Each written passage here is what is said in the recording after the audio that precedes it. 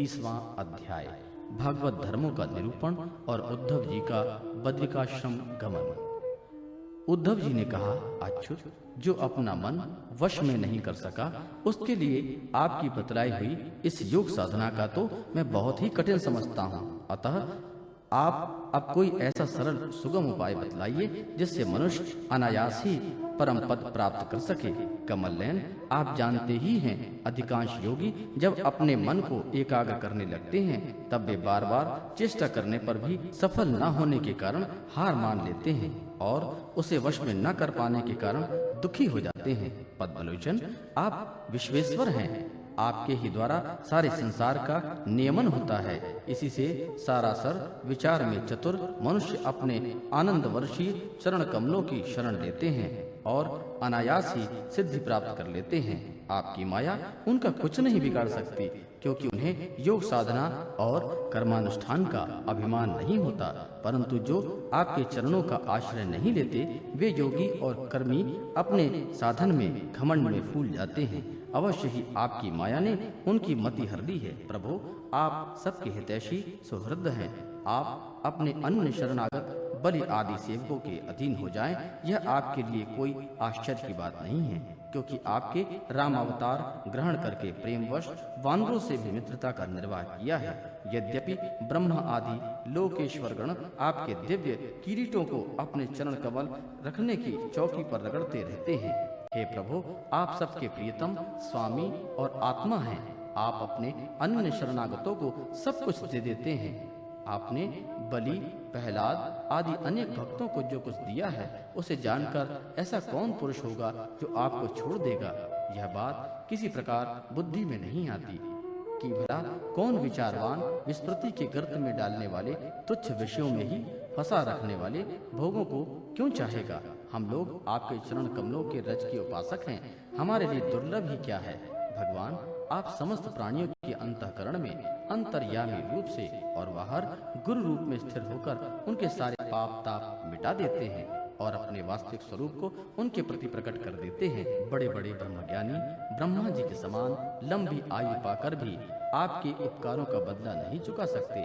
इसी से वे आपके उपकारों का स्मरण करके क्षण क्षण अधिकाधिक आनंद का अनुभव करते रहते हैं। सुखदेव जी कहते हैं, परीक्षित, भगवान श्री कृष्ण ब्रह्मादि ईश्वरों के भी ईश्वर हैं। वे सत्व रज आदि गुणों के द्वारा ब्रह्मा, विष्णु और रुद्र रूप धारण किया करते हैं।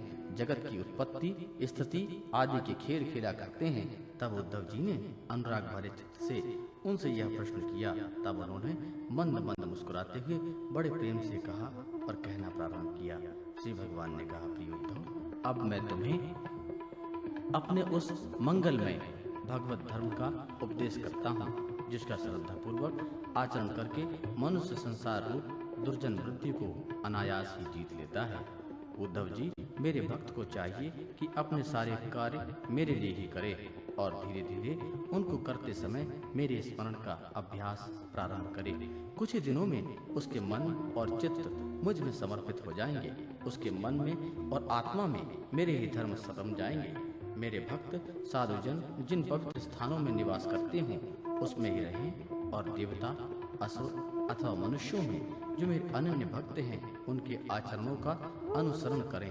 पर्व के अवसरों पर सबके साथ मिलकर अथवा अकेला ही नृत्य गान वाद्यादि महाराजोचित ठाट बाट से मेरी यात्रा आदि के महोत्सव करें। शुद्धतः करण पुरुष आकाश से समान बाहर और भीतर परिपूर्ण एवं आवरण शून्य मुझ परमात्मा को ही समस्त प्राणियों और अपने हृदय में स्थिर देखे। निर्मल बुद्धि उद्धव जी, जो साधक केवल इस ज्ञान दृष्टि का आश्रय लेकर संपूर्ण प्राणियों और पदार्थों में मेरा दर्शन करता है और उन्हें मेरा ही स्वरूप मानकर सत्कार करता है, तथा ब्रह्मा और चांडाल, चोर और ब्राह्मण भक्त, सूर्य और चिनकारी तथा कृपालु और क्रूर समान दृष्टि से उन्हें देखता है, उसे ही सच्चा ज्ञानी समझना चाहिए। जब निरंतर सभी नर नारियों में मेरी ही भावना की जाती है, तब थोड़े ही दिन में साधक के चित्त में स्पर्धा, जिसे होड़ कहते हैं, वह समाप्त हो जाती है। ईर्ष्या, तिरस्कार और अहंकार आदि दोष अपने आप दूर हो जाते हैं। अपने ही लोग यदि हंसी करें तो करने दें, उनकी परवाह न करें। मैं अच्छा हूँ, वह बुरा है, ऐसी देह दृष्टि को, लोक लज्जा को छोड़ दें। कुत्ते, चांडाल, गौ एवं गधे को भी पृथ्वी पर गिरकर साष्टांग दंडवत प्रणाम करें। जब तक समस्त प्राणियों में मेरी भावना, भगवत भावना न होने लगे, तब तक इस प्रकार से मन, वाणी और शरीर के सभी संकल्पों और कर्म द्वारा मेरा उपासना करता रहे। उद्धव जी, जब इस प्रकार से सर्वत्र आत्मबुद्धि, ब्रह्म बुद्धि का अभ्यास किया जाता है, तब थोड़े ही दिनों में उसे ज्ञान होकर सब कुछ ब्रह्म स्वरूप दिखने लगता है। ऐसी दृष्टि हो जाने पर सारे संशय, संदेह अपने आप निवृत्त हो जाते हैं और वह सब कहीं मेरी तरह साक्षात्कार करके संसार दृष्टि में उपराम हो जाता है। मेरी प्राप्ति के जितने साधन हैं, उनमें मैं तो सबसे श्रेष्ठ साधन यही समझता हूँ कि समस्त प्राणियों और पदार्थों में मन, वाणी और शरीर की समस्त वृत्तियों में मेरी ही भावना की जाए। उद्धव जी, यही मेरा अपना भागवत धर्म है। इसको एक बार आरंभ कर देने के बाद फिर किसी प्रकार की विघ्न बाधा से इसमें रत्ती भर का भी अंतर नहीं पड़ता, क्योंकि यह धर्म निष्काम है और स्वयं मैंने ही इसे निर्गुण होने के कारण सर्वोत्तम निश्चय किया है। भगवत धर्मी में किसी प्रकार की त्रुटि पड़नी हो तो दूर ही रहे। यदि इस धर्म का साधक भय, शोक आदि के अवसर पर होने वाली भावना और रोने, पीटने, भागने जैसे निरर्थक कर्म में भी निष्काम भाव से मुझे समर्पित कर दे, तो वे भी मेरी प्रसन्नता के कारण और धर्म बन जाते हैं। विवेकियों के विवेक और चतुरों की चतुराई, पराकाष्ठा इसी में है कि वे इस विनाशी और असत्य शरीर के द्वारा मुझ अविनाशी एवं सत्य तत्व को प्राप्त कर लें। उद्धव जी, यह संपूर्ण ब्रह्म विद्या का रहस्य मैंने संक्षेप और विस्तार में तुम्हें सुना दिया। इस रहस्य को समझना मनुष्यों के तो कौन कहे, देवताओं के लिए भी अत्यंत दूभर है, बहुत कठिन है।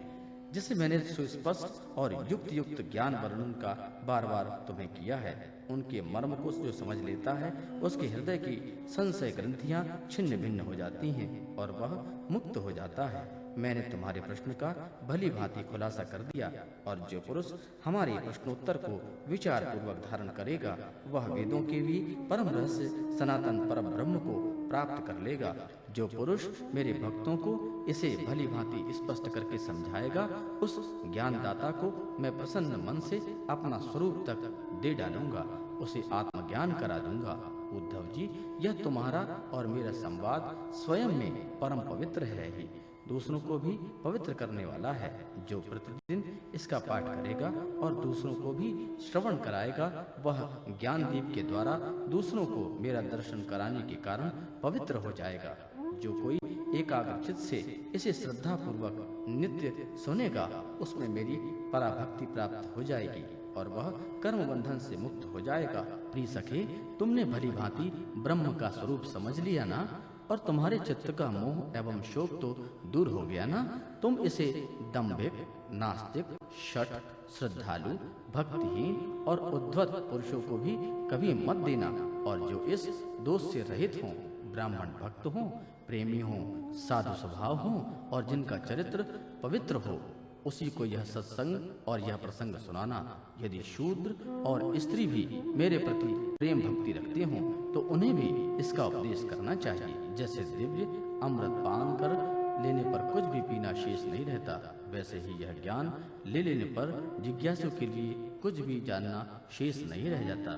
प्यारे उद्धव, मनुष्यों को ज्ञान, कर्म, योग, वाणिज्य और राजदंड आदि से क्रमशः मोक्ष, धर्म, काम और अर्थ रूप फल प्राप्त होते हैं, परंतु तुम्हारे जैसे अनन्य भक्तों के लिए वह चारों प्रकार का फल केवल मैं ही हूँ। जिस समय मनुष्य समस्त कर्मों का परित्याग करके मुझे आत्मसमर्पण कर देता है, उस समय वह मेरा विशेष माननीय हो जाता है और मैं उसके जीवत्व से जुड़कर अमृत स्वरूप मोक्ष की प्राप्ति करा देता हूँ और वह मुझसे मिलकर मेरा स्वरूप हो जाता है। सुखदेव जी कहते हैं, परीक्षित, अब उद्धव जी योग मार्ग का पूरा उपदेश प्राप्त कर चुके थे। भगवान श्री कृष्ण की बात सुनकर उनकी आंखों से आंसू उमड़ आए, प्रेम की बाढ़ से गला रुंध गया, चुपचाप हाथ जोड़े रह गए और वाणी से कुछ न बोला गया।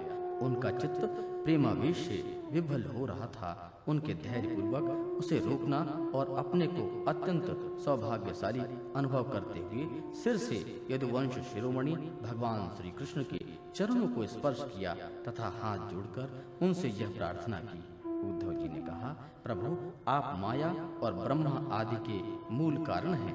मैं मोह के महान अंधकार में भटक रहा था। आपके सत्संग से वह सदा के लिए भाग गया। भला जो अग्नि के पास पहुंच गया, उसके सामने क्या शील, अंधकार और उसके कारण होने वाले भय ठहर सकते हैं। भगवान, आपकी मोहनी माया ने मेरे ज्ञान दीपक छीन लिया था, परंतु आपकी कृपा ने उसे फिर से मुझे वापस प्राप्त करा दिया है। आपने मेरे ऊपर महान अनुग्रह की वर्षा की है। ऐसा कौन होगा जो आपके इस कृपा प्रसाद का अनुभव करके भी आपके चरण कमलों की शरण छोड़ दे और किसी दूसरे का सहारा ले। आपने अपनी माया से सृष्टि वृद्धि के लिए दर्शाह, वृष्टि, अंधक और सतवंत वंशी यादवों के साथ मुझे दृढ़ स्नेह पास से बांध दिया था। आज आपने आत्मबोध की तीखी तलवार से उस बंधन को अनायास ही काट डाला।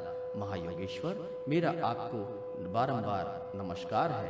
आप कृपा करके मुझ शरणागत को ऐसी आज्ञा दीजिए जिससे आपके चरण कमलों में मेरी अनन्य भक्ति बनी रहे। भगवान श्री कृष्ण ने कहा, उद्धव जी, अब आप मेरी आज्ञा से ही बद्रीवन में चले जाओ। वहाँ मेरा ही आश्रम है। वहाँ मेरे चरण कमलों के धोवन, गंगा जल का स्नान पान के द्वारा मेरा सेवन करके तुम पवित्र हो जाओगे। अलकनंदा के दर्शन मात्र से तुम्हारे सारे पाप ताप नष्ट हो जाएंगे। प्रिय उद्धव, तुम वहाँ वृक्षों की छाल पहनना, वन के कंद मूल फल खाना और किसी भोग की अपेक्षा न रखकर निस्पृह वृत्ति से अपने आप में मस्त रहना। सर्दी, गर्मी, सुख दुख जो कुछ भी आ पड़े उसे सम समझना और स्वभाव सौम्य रखना, इंद्रियों को वश में रखना, चित्त शांत रखना, बुद्धि समाहित रहे और तुम स्वयं मेरे स्वरूप के ज्ञान और अनुभव में डूबे रहना। मैंने तुम्हें जो कुछ भी शिक्षा दी है उसका एकांत में विचार पूर्वक अनुभव करते रहना। अपनी वाणी और चित्त मुझ में ही लगाए रखना और मेरे बताए हुए भगवत धर्म में प्रेम से रम जाना। अंत में तुम त्रिगुण और उनसे संबंध रखने वाली गतियों को पार करके उनसे परे मेरे परमात्म स्वरूप में मिल जाओगे। सुखदेव जी कहते हैं, परीक्षित, भगवान श्री कृष्ण के स्वरूप का ज्ञान संसार के भेद भ्रम को छिन्न भिन्न कर देगा। जब उन्होंने स्वयं उद्धव जी को ऐसा उपदेश किया तो उन्होंने उनकी परिक्रमा की और उनके चरणों पर सिर रख दिया, जिनसे संदेह ही नहीं कि उद्धव जी संयोग वियोग से होने वाले सुख दुख के जोड़ से परे थे, क्योंकि वे भगवान के निर्द्वंद चरणों की शरण ले चुके थे। फिर वहां से चलते समय उनका चित्त प्रेम वेश से भर गया। उन्होंने अपने नेत्रों को झरती हुई आशुधारा से भगवान के चरण कमलों में भिगो दिया। परीक्षित, भगवान के प्रति प्रेम करके उसका त्याग करना संभव नहीं है। उनके वियोग की कल्पना से उद्धव जी कातर हो गए। उनका त्याग करने में समर्थ न हुए, बार बार विह्वल होकर मूर्छित होने लगे। कुछ समय के बाद उन्होंने भगवान श्री कृष्ण के चरणों की पादुकाएं अपने सिर पर रख ली और बार बार भगवान के चरणों में प्रणाम करके वहां से प्रस्थान किया। भगवान के परम प्रेमी भक्त उद्धव जी हृदय में उनकी दिव्य छवि धारण किए बद्रिकाश्रम पहुँचे और वहाँ उन्होंने तपोमय जीवन व्यतीत करके जगत के एकमात्र हितैषी भगवान श्री कृष्ण के उपदेशानुसार उनकी स्वरूप मूर्त परम गति प्राप्त की। भगवान शंकर आदि योगेश्वर भी सच्चिदानंद स्वरूप भगवान श्री कृष्ण के चरणों की सेवा किया करते हैं। उन्होंने स्वयं श्रीमुख से अपने परम प्रेमी भक्त उद्धव के लिए इस ज्ञानामृत का वितरण किया। यह ज्ञानामृत आनंद महासागर का सार है। जो कि श्रद्धा के साथ इसका सेवन किया करता है वह मुक्त तो हो ही जाता है, उसके संग से सारा जगत मुक्त हो जाता है। परीक्षित, जैसे भौरा विभिन्न पुष्पों से उसका सार सार मधु संग्रह कर लेता है, वैसे ही स्वयं वेदों के प्रकाशित करने वाले भगवान श्री कृष्ण भक्तों के संसार से मुक्त करने के लिए यह ज्ञान और विज्ञान का सार निकाला है। उन्होंने जरा रोग आदि भय की निवृत्ति के लिए क्षीर समुद्र से अमृत भी निकाला था तथा इन्हें क्रमशः अपने निवृत्ति मार्गी और प्रवृत्ति मार्गी भक्तों को पिलाया। वे ही पुरुषोत्तम भगवान श्री कृष्ण सारे जगत के मूल कारण हैं। मैं उनके चरणारविंदों में नमस्कार करें।